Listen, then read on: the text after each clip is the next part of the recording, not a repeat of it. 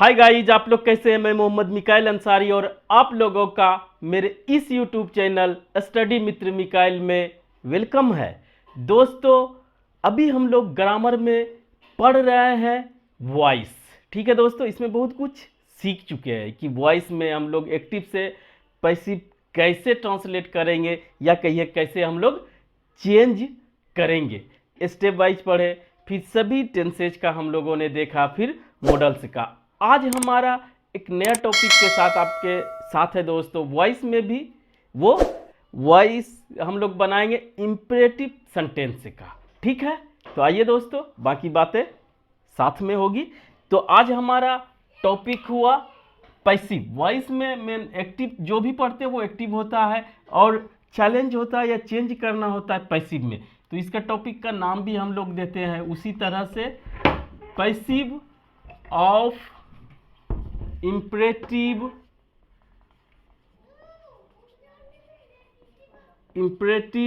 sentences।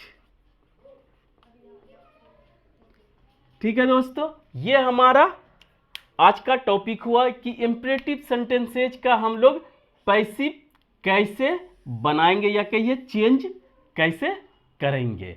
ठीक है, सेंटेंस इसमें सिंपल रहता है, लेकिन दोस्तों ये भी अगर आप प्रैक्टिस नहीं किए रहेंगे तो ये भी आपको मुश्किल में डाल सकता है, सिंपल रहते हुए भी। इसीलिए सबको पढ़ेंगे। लेकिन आज पहले इसमें वीडियो बड़ा होने के वजह से सोच रहे कि 2 क्लास में से कंप्लीट करें। फर्स्ट में हम लोग जनरल देखेंगे, फिर बाद में कुछ स्पेशल जो स्ट्रक्चर्स है उसका देखेंगे। क्लियर? अगर क्लियर हुआ तो पहले आइए समझने की कोशिश करते हैं।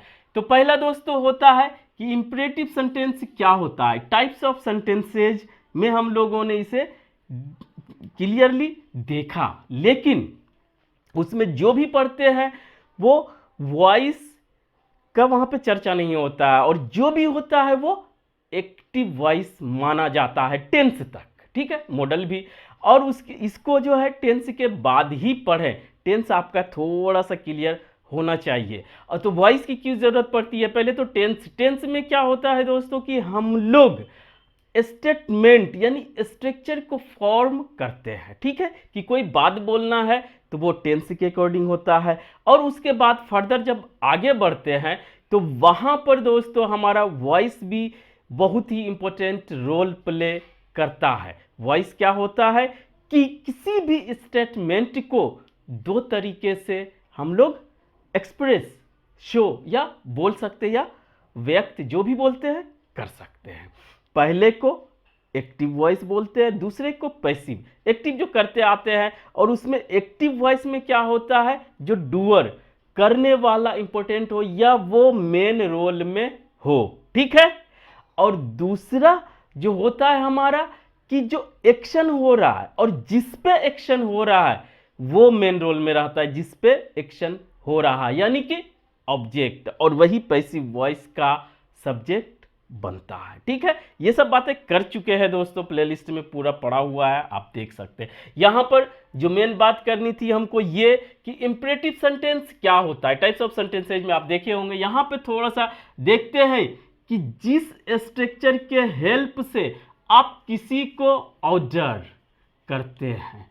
ठीक है दोस्तों, या कमांड। ऑर्डर कमांड एक ही होता है। ठीक है, कि आदेश देते हैं। ठीक है दोस्तों, उसे हम लोग क्या कहते हैं, इंपरेटिव सेंटेंस। स्ट्रक्चर क्या होता है वो भी देख ले। या दोस्तों इंस्ट्रक्शन, ठीक, इंस्ट्रक्शन जो भी देते हैं। और दूसरा तरह का, इससे हम लोग किसी को एडवाइस या सजेशन यानी कि सलाह जो भी देते हैं। ठीक है, तीसरे तरह का एक आता है हम लोग इसमें रिक्वेस्ट। मोटा मोटी ये दोस्तों 3 तरह के स्टेटमेंट को हम लोग इंपरेटिव सेंटेंस के कैटेगरी में रखते हैं। कुछ स्पेशल जो बचा हुआ है वो भी अगले क्लास में कंप्लीट हो जाएगा। और इसका स्ट्रक्चर लिख के ही बोलते हैं दोस्तों।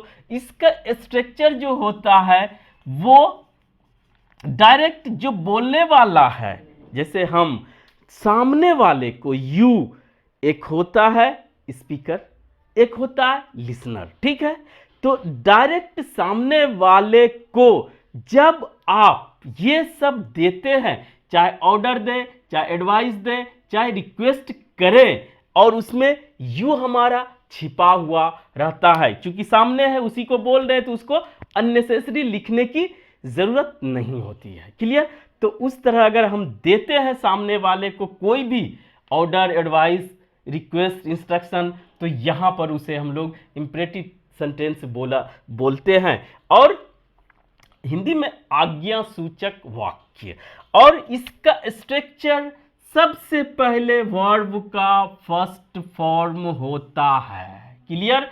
उसके बाद ऑब्जेक्ट या अदर वर्ड्स। तो यहां पर एक बात और क्लियर कर लीजिए दोस्तों कि ये तो वर्ब का फर्स्ट फॉर्म रहेगा ही, ये जब ट्रांजिटिव वर्ब रहेगा तो ऑब्जेक्ट आना मस्ट है, अदरवाइज ये इनट्रांजिटिव वर्ब भी आ सकता है। ये सब बातें हो चुकी है, अदर वर्ड्स भी रह सकता है। क्लियर? यही इंपरेटिव सेंटेंस होता है, और इसमें यू, जिसको आप order, command, request, advice, suggestion दे रहे हैं, वो छिपा हुआ रहता है, या अगर आपको देना है तो कोमा लगा के आप डाल सकते, वो सेंटेंस का पार्ट नहीं होता है।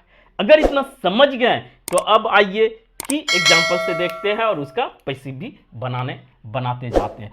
पहला, आप अगर किसी को ऑर्डर या कमांड या इंस्ट्रक्शन एक ही है, इतना ही याद रखें दोस्तों, ऑर्डर कर रहे हैं, तो उसका क्या सिंपल सा है कि करेंगे,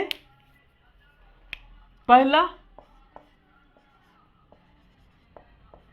स्विच ऑन द लाइट। ठीक है दोस्तों, ये एक बोलते हैं किसी को स्विच ऑन द लाइट। अगर यू है तो यू, कोई नाम है राम रहीम, तो कोमा दे के इधर नाम दे चाहे इधर दे। ठीक है, ये सब पहले बात कर चुके होंगे। दूसरा दोस्तों,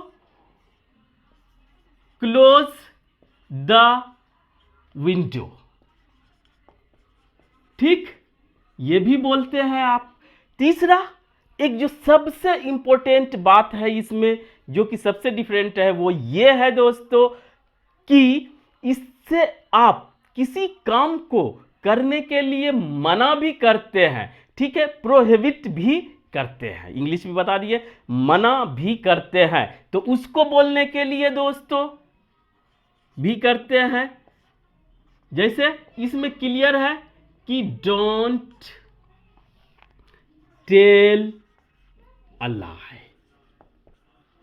ठीक है, ये तो इसका क्या नियम हुआ, जब मना करते हैं तो उसके पहले डोंट लगा के वर्ब का फर्स्ट फॉर्म। ठीक है, ये हमारा हुआ कि इस तरह से आप इंपरेटिव सेंटेंस बनाते हैं।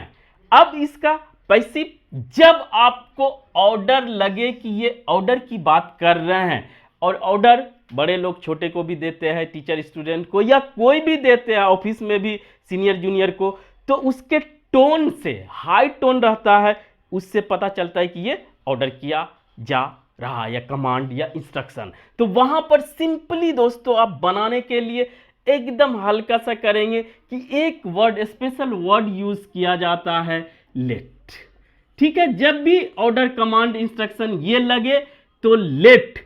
अब हमारा ऑब्जेक्ट आता है जो रहे लेट द लाइट, और इसके साथ पहले से बताया है कि पैसिव हमेशा वर्ब का एक हेल्पिंग वर्ब प्लस वर्ब का थर्ड फॉर्म रहेगा। इसमें कोई हेल्पिंग वर्ब नहीं था, और इसको हेल्पिंग वर्ब को फुलफिल करने के लिए बी को खुद डाल दिया जाता है। लेट एक अलग एक्स्ट्रा वर्ड यूज करेंगे, लेट द लाइट। अब कोई हेल्पिंग वर्ब नहीं है तो यहां पर भी खुद आ जाता है, और उसके साथ ये हमारा इतना वर्ब है, तो वो वर्ब का थर्ड फॉर्म यहां लिख देते हैं दोस्तों, स्विच्ड ऑन। ठीक, अब ये फॉर्मेट कैसा बन गया, बी प्लस वर्ब का थर्ड फॉर्म, अगर और कुछ है तो डाला जाएगा। अब कंसेप्ट क्लियर, अगर ऑर्डर रहेगा तो लेट बनाए और ऑब्जेक्ट के बाद बी डालें, फिर वर्ब का थर्ड फॉर्म। अगर इतना समझ गए तो ये भी आप आसानी से बना सकते हैं। क्लोज द विंडो क्या होगा, let the window be closed. ठीक है दोस्तों, कोई कंफ्यूजन नहीं होना चाहिए। अगर ऑर्डर है तो लेट और बी प्लस V3 आपको डालना है। अब अगर कोई काम करने से मना किया जाता है तो यहां पर भी यही स्ट्रक्चर रहेगा, लेट अ लाई। ये है हमारा ऑब्जेक्ट के रूप में काम कर रहा है, इस पे ज्यादा बात नहीं करते। Let a lie be told. ठीक है दोस्तों, अब निगेटिव है इसलिए बी के पहले ये कंडीशन है कि आपको नोट लगाना है, तभी इसका सेंस देगा। Let a lie not be told, और इसका मतलब भी आप समझ लें हिंदी में तो आसान हो जाएगा। इसमें स्विच ऑन द लाइट, क्या लाइट को ऑन कीजिए, और अगर बोल रहे हैं let the light B switched on, light को ऑन किया जाए, और नहीं है तो नहीं किया जाए। क्लियर, अगर इतना आप समझ गए तो अब आप हम लोग दूसरा स्ट्रक्चर देखते हैं। दूसरा ये स्टेप, दूसरा में क्या है कि अगर दोस्तों इंपरेटिव सेंटेंस ही हो और उससे हमारा एडवाइस या सजेशन का भाव व्यक्त हो एकदम हिंदी में, तो वहां पर आप थोड़ा सा स्ट्रक्चर चेंज हो जाता है। वो क्या होता है, वो ये होता है कि यहां पर आप बोलते हैं रिस्पेक्ट योर टीचर्स। होता है दोस्तों कि अपने शिक्षकों का सम्मान करें। ठीक, दूसरा यहां से लेते हैं, दूसरा आप बोलते हैं ओबे योर पेरेंट्स, अपने माता पिता की बात माने। ठीक है दोस्तों, योर टीचर्स, योर पेरेंट्स और ढेरी है, बहुत आप चाहे तो बना सकते हैं, लेकिन स्ट्रक्चर आपका यही होता है। इसमें क्या होता है, कैसे पता चलेगा ऑर्डर है या हमारा सजेशन है? तो इसमें दोस्तों पहली बात टोन से, और जो भी वर्ड स्ट्रक्चर यूज किया गया वर्ब एक्शन, उससे पता चलता है कि कह क्या रहा है, और इसका उसको आप अलग कर लेंगे कि ये सजेशन है या एडवाइस है या ये इंस्ट्रक्शन है या ये ऑर्डर है। टोन भी ऊपर नीचे हो सकता है। तो यहां पे दोस्तों तीसरा भी एक देख लें, निगेटिव बना के, डोंट इंसल्ट द पुअर। ये इसका मतलब समझते होंगे दोस्तों कि गरीबों का इंसल्ट नहीं करें, अपने माता पिता की बात माने, ये सब हमारा क्या होता है, सजेशन होता है।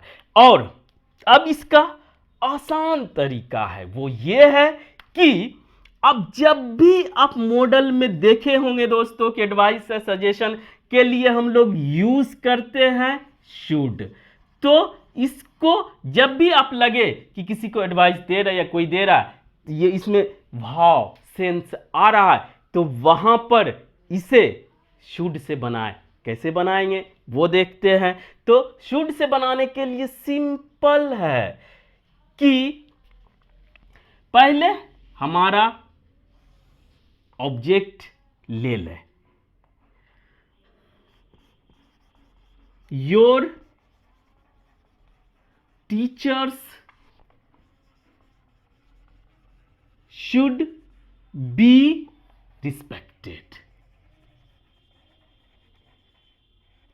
यहां पर शुड आ गया जो कि हमारा एडवाइस या सजेशन का भाव देता है। और उसके बाद B+V3, ये क्या पैसिव बताता है। यहां क्या है कि आप सामने वाले को बोलते हैं कि शिक्षकों का सम्मान करो, ऐसे बोल रहे करे शिक्षकों का सम्मान करना चाहिए, सेंस यही है, लेकिन डायरेक्ट बोल रहे शिक्षकों का सम्मान करो, इज्जत करो, रिस्पेक्ट करो।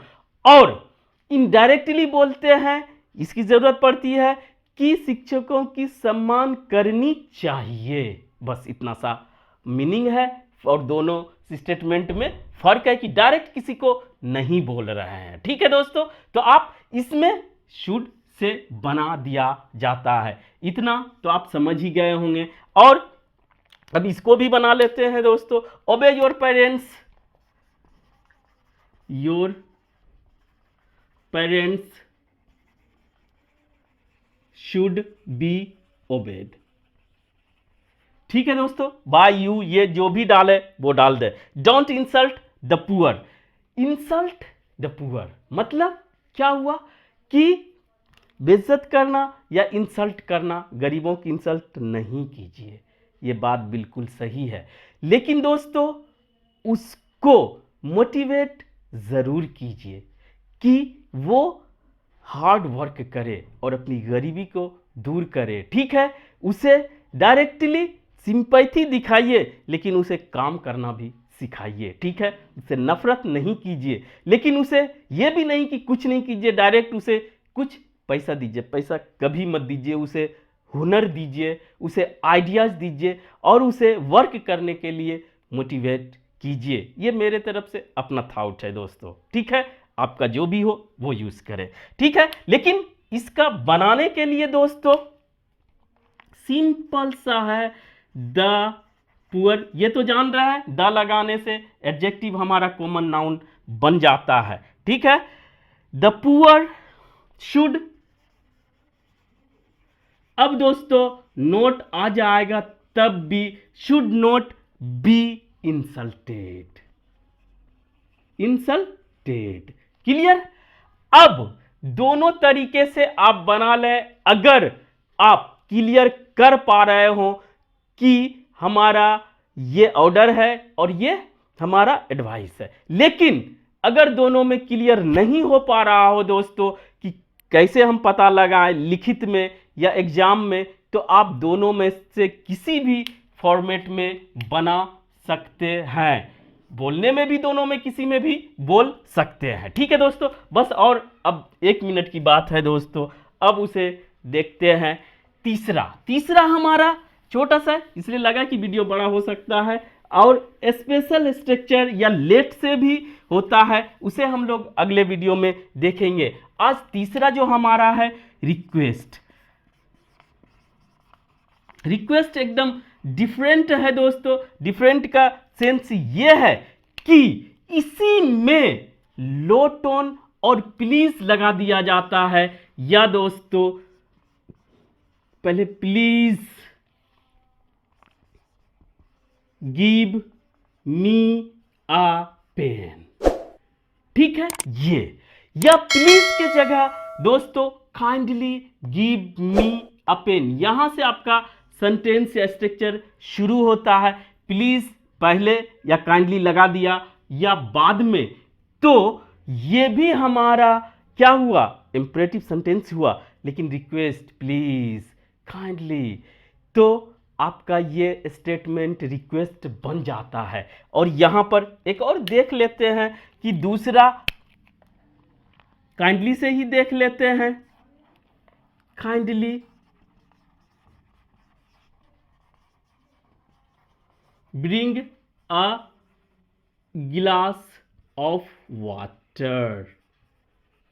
किसी को दोस्तों दो तरीके से ऑर्डर कर सकते हैं, switch on the light, switch on the light direct order, या please switch on the light low tone, तो ये आपका रिक्वेस्ट बन जाता है। तो आपका प्लीज काइंडली चाहे शुरू में हो चाहे बाद में रहे तो वो रिक्वेस्ट। और इसका एकदम रेडीमेड तरीका है कि यू को यूज कर लिया जाता है। यू आर रिक्वेस्ट कर रहे हैं तो सीधा रिक्वेस्टेड टू, इतना कॉमन रहता है। और प्लीज या काइंडली यूज नहीं किया जाता है। You are requested to. अब दोस्तों यहां पर एक कंसेप्ट और क्लियर कर ले कि इसी जगह पर अगर आप इस तरह से बनाते हैं you are requested, you are suggested, you are ordered, तो यहां पर अगर आने वाला वर्ब ट्रांजिटिव हो या इनट्रांजिटिव हो, आप दोनों का पैसिव बना सकते हैं। वो ऐसे अगले वीडियो में देखेंगे। लेकिन यहां पर हमारा कि ट्रांजिटिव वर्ब है कि ऑब्जेक्ट है, नहीं भी ऑब्जेक्ट रहेगा तो हमारा इंपेरेटिव सेंटेंस में एक तरीका है कि यहां पर जो है इनट्रांजिटिव वर्ब यानी बिना ऑब्जेक्ट वाले वर्ब का भी पैसिव स्ट्रक्चर बना सकते हैं। Clear concept? अगर कंसेप्ट क्लियर हो गया तो कोई बात नहीं है।